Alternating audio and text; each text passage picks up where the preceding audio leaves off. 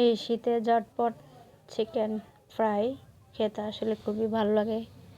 এই দেখেন কর্নফ্লাওয়ারের সাথে ডিম অ্যাড করা চিকেনগুলো তেলেতে দিয়ে দেওয়া হয়েছে। আস্তে আস্তে এগুলো লোতে ভাজা করতে হয়, নয়তো এগুলো পুড়ে যায়, ভিতরে সিদ্ধ হয় না।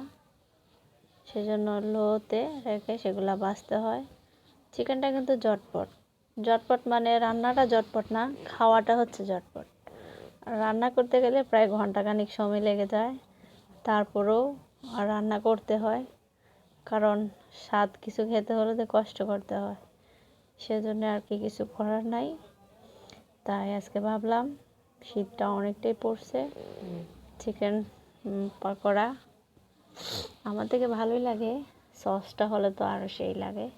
সস আর লগে কিছু কাঁচামরিচ, সালাদ হলে আরও সেই জমে যায়। এই বাঁচতে বাঁচতে অনেকটাই সময় লেগে যায়। দেখতেই পাচ্ছেন প্রায় অনেকক্ষণই লোতে এগুলা হচ্ছে, আর কিছুক্ষণের মধ্যেই ফুললি ভাজা হয়ে যাবে।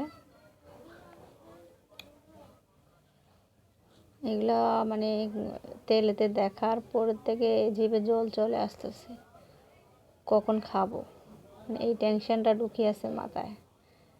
ঝটপট হওয়া তো আর এগুলো করা যায় না, অনেকটা টাইম লাগে। হ্যাঁ, লোতে করতে হয়।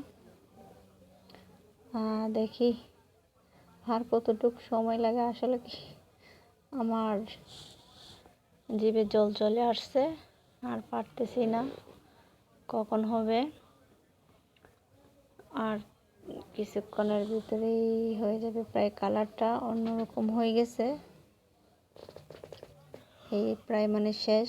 এগুলো এখন আমি খাওয়ার জন্য প্রস্তুত করে ফেলছি, প্লেটে নিয়ে ফেলছি। কিছু সস, কিছু সালাদ দিব দিয়ে